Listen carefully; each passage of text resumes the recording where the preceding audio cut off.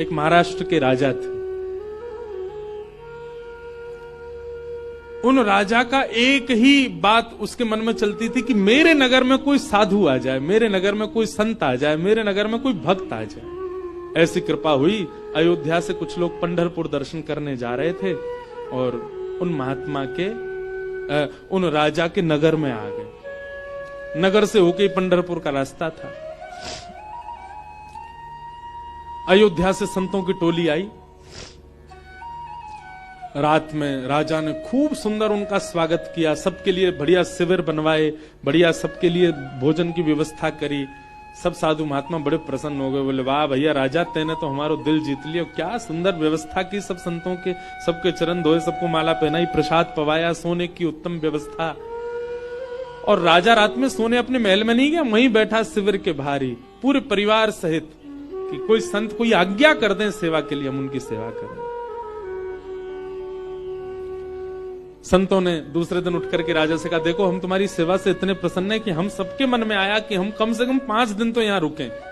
राजा रोने लगा, बोले महाराज मेरे ऊपर बड़ी कृपा, आप रुकिए। 5 दिन पूर्ण हुए। सब संत बोले भैया हमको पंढरपुर जाना है, अब आप हमको आज्ञा दो। राजा बोला भगवान मैं अपनी एक बात निवेदित करूं। बोले क्या? 5 दिन बाद रामनवमी है, श्री राम जी का अद्भुत उत्सव है, आप लोग सब यहीं रुक जाएं, 5 दिन और रामनवमी करके चले जाएं। संत बोले भाई क्या बुराई है, इतनी अच्छी व्यवस्था राजा कर ही रहे हैं, वहीं बढ़िया कीर्तन भजन होने दो, सत्संग होने दो। 5 दिन रुक गए, सबने रामनवमी करी, अभिषेक किया राम जी का।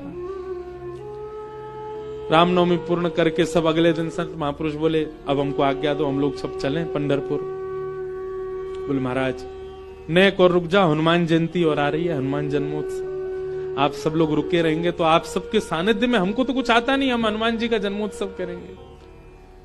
अब वो सेवा इतनी अच्छी कर रखी थी कि कुछ संत तो बेचारे उसके पक्ष में रहते थे, बोले रुक ही जाओ, बढ़िया व्यवस्था तो करी रखी है। रुक गए, हनुमान जन्मोत्सव तक सब लोग रुक गए, सब लोगों ने हनुमान जी का जन्मोत्सव मनाया। संत महापुरुष कहने लगे, बोले भैया अब हमको आज्ञा दे दो, अब हम लोग चलें। बोले महाराज उसके बाद में फिर कोई और उत्सव आ रहा था 15 दिन बाद, उसका नाम ले दिया। बोले वो किए बिना तो आप कैसे जाओगे, कहां आपको व्यवस्था ही नहीं मिलेगी, मेरे यहां हो जाएगा। 15 दिन और रुक गए, फिर जाने लग गए। बोले महाराज गंगा दशहरा आने वाला है, आप सब लोग कहां, गंगा जी तो मिलेंगे, मैं गंगा जल मंगवाऊंगा ना अपने सैनिकों को भेज करके, यहीं आप सब लोगों के लिए सूक्ष्म गंगा प्रकट करवा दूंगा। फिर रुक गए, गंगा दशहरा हो गई। सब करते करते करते महाराज जेठ का महीना निकल गया। कब आए थे? रामनवमी पे आए थे, तब से जेठ आ गई। जेठ के बाद अब फिर जन्माष्टमी राधाष्टमी के उत्सव आ गए। वो उत्सवों के बहाने दे दे करके संतों को रोक ले। महाराज अब तो चातुर्मास करना पड़ेगा आपको, चातुर्मास प्रारंभ, कहां जाओगे, यहीं कर लो। चातुर्मास करवा दिया। चातुर्मास के बाद कार्तिक का महीना आ गया, कार्तिक में तो मैं जाने नहीं दूंगा आप लोगों को। दिवाली होली ये तो यहीं करनी पड़ेगी, होली आ रही है, होली पे तो सब संग रहेंगे। करते करते फिर से रामनवमी आ गई। संत जनों ने चरण पकड़े, बोले राजन अब तो जान दो हम। संत तो राजा बोले एक काम करो, क्या बाल भोग करके चले जा, कुछ नहीं तो सुबह का बाल भोग तो ले लीजिए। बोले ठीक है। अब बाल भोग भाग पा करके तैयार हुए ही थे, बोले बाल भोग पा लिया सब। बोले देखे ना कढ़ाई चढ़ गई है, राजभोग बनना है, राजभोग तो पा जाओ। संत बोले जे नहीं हिलने देगा हमको। बोले देखो ये सब अनादर हो जाएगा, इतनी पूड़ी कचौड़ी सब्जी बन रही है, इनको तो पा जाओ। यहां राजभोग पाने लगे, एक संत ने घूम के देखा तो वहां रात के ब्यारू भोग भी बनने शुरू हो गए थे। बोले ब्यारू करके जाने देगा। अंत तो गत्वा उस राजा की स्थिति ऐसी हो गई, जब संत लोग हट में आ गए कि नहीं हम तो जाएंगे, राजा के यहां से उस क्षेत्र से जैसे ही बाहर निकले, तब तक तो राजा रो रहा था, संतों के जाते ही राजा अचेत हो गया, प्राण निकल गए उसके। मैं संतों के बगैर कैसे रहूं, हम इस स्थिति में हम तो कभी आ ही नहीं सकते। खैर सुन लीजिए, बस हमारे यहां तो 4 दिन रुक जाते होंगे, कब जाएंगे ये बला। बैठ गए हमारे घर में आके। सब तरीके के लोग होते हैं। अब तो लोग हमको बहुत प्रेम करने लग गए, जब हमको कोई जानता नहीं था तब हमने भी ऐसे घरों में रुके हैं। पर सत्य बात है बंधुओं, ठाकुर जी से प्रेम तो सबको हो जाता है, पर हरिजनों से जिसको प्रेम हो जाए, समझ जाओ कि उसको ठाकुर जी से, वो अब प्रेम की अवस्था में आ चुका है। जिसको हरिजन प्रिय लगने लग जाए, हरि के जन प्रिय लगने लग जाए। आप लोग किया करो, कभी एयरपोर्ट, रेलवे स्टेशन, कभी अनजान स्थान पर कोई तिलक मात्र लगाया घूम रहा हो, उसको भी जय सिया राम, जय श्री कृष्ण। सामने वाला प्रत्युत्तर में अगर ये पूछ ले, भैया कौन? कुछ नहीं, आपके माथे पे हमने तिलक देखा, कंठ में हमने तुलसी जी देखी, तो हमको लगा कि आप वैष्णव हो, इसलिए हमने प्रणाम किया।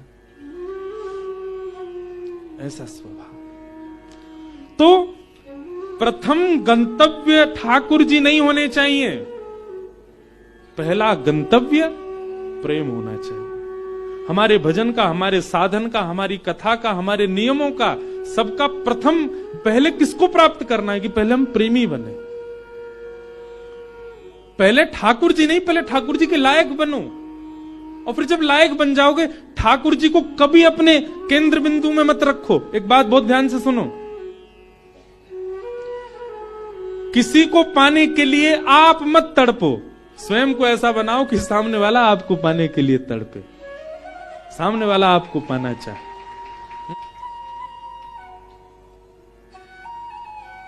पिक्चरों में ऐसे दिखाते हैं ना कि कोई प्रेम करता था किसी कन्या से, और उसको सीधे तो पा नहीं पाया, तो खुद इतना बढ़िया पढ़ लिख करके बड़ा मजिस्ट्रेट बन गया महाराज, आगे पुलिस पीछे पुलिस, अब वो छोरी डोल रही है वाकू पावे को, इससे मेरा ब्याह हो। ठीक वैसे ही ये बात शास्त्रीय है कि ठाकुर जी को पाने के लिए आप केंद्र बिंदु ठाकुर जी को मत रखो चित्त में कि उनको मुझे प्राप्त करना है। ठाकुर जी को जो जो प्रिय है वो सारे गुण मेरे भीतर आ जाएं, ताकि ठाकुर जी को मैं प्रिय लगूं। आप पीछे मत पड़ो उनके, स्वयं को ऐसा बनाओ कि ठाकुर जी पीछे पड़े आपके। श्रीमद् वल्लभाचार्य जी के चरित्र में आता है कि, बहुत ध्यान से सुनिएगा, श्रीनाथ जी जब प्रकट हुए ना, तो पहले श्रीनाथ जी की भुजा प्रकट हुई, और भुजा प्रकट होने के बाद में सद्दू पानी की गैया रोज जाती थी, अपना संपूर्ण दुग्ध वहीं बहा करके आ जाती थी। तो सद्दू पानी ने देखा मेरी गैया कहां जाती है, जाकर के देखा तो गिरिराज शिला में केवल भुजा निकली हुई है। सद्दू पानी ने जब पूरा बाहर निकाला तो श्रीनाथ जी प्रकट हो गए इसी कलिकाल में।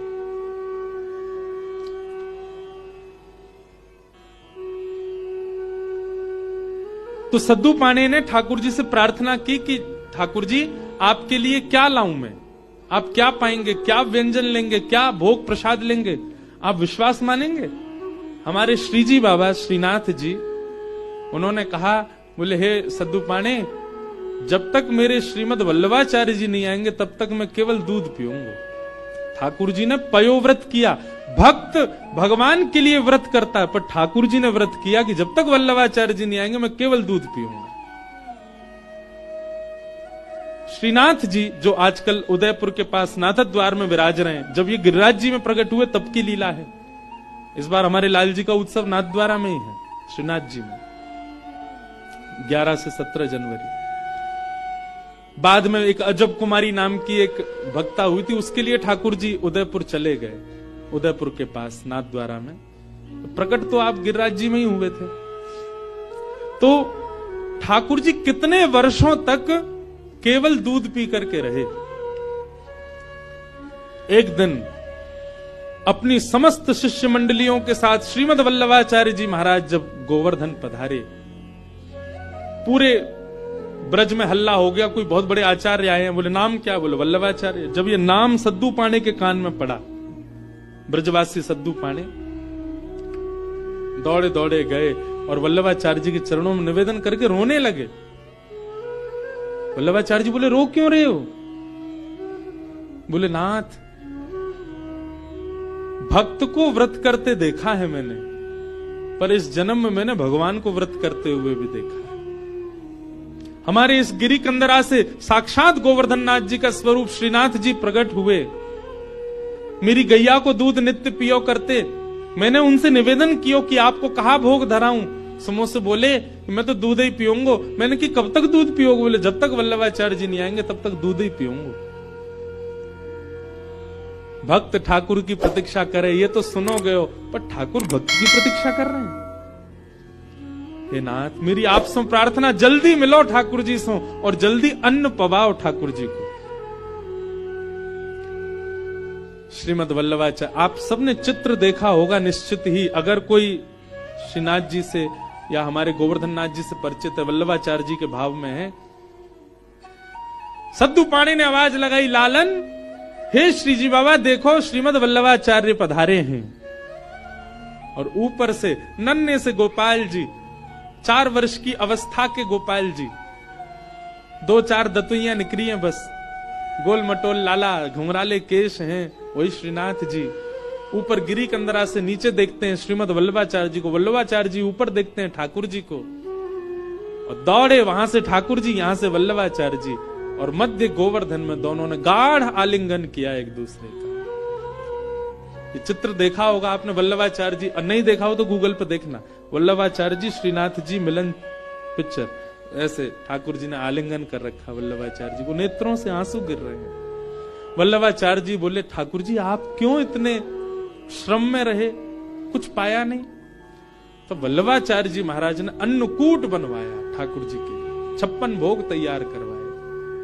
और श्री जतिपुरा में, गोवर्धन के जतिपुरा में, वहां श्रीमद वल्लभाचार्य जी ने श्रीनाथ जी का अन्नकूट किया, 56 भोग पवाए, ठाकुर जी का अन्नप्राशन हुआ।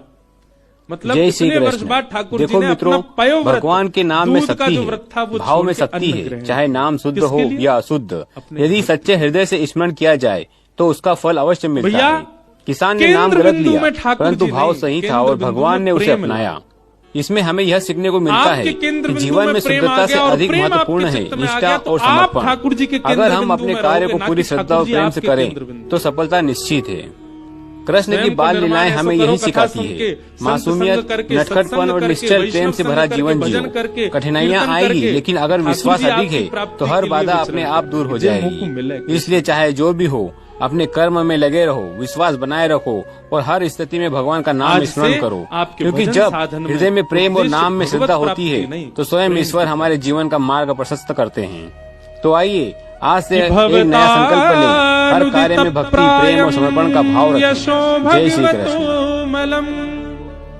ये नैवासौ न तुष्येत मन्ये तद्दर्शनम खिलम।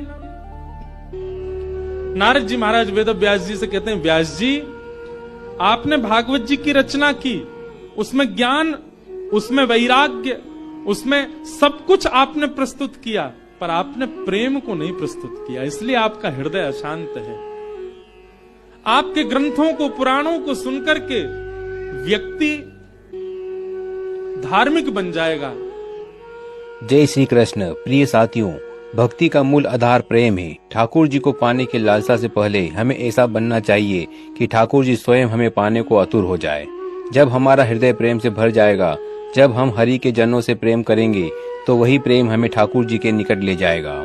जिस प्रकार राजा ने संतों को प्रेम से रोके रखा, जिस प्रकार श्रीनाथ जी ने वल्लभाचार्य जी की प्रतीक्षा की, वैसे ही हमें भक्ति में प्रेम को केंद्र बिंदु बनाना चाहिए। भजन, साधना, सत्संग और सेवा का मूल उद्देश्य प्रेम प्राप्त करना होना चाहिए, न कि केवल भगवत प्राप्ति। तो आओ हम अपने जीवन को ऐसा बना लें कि ठाकुर जी स्वयं हमें अपनाने के लिए व्याकुल हो जाए।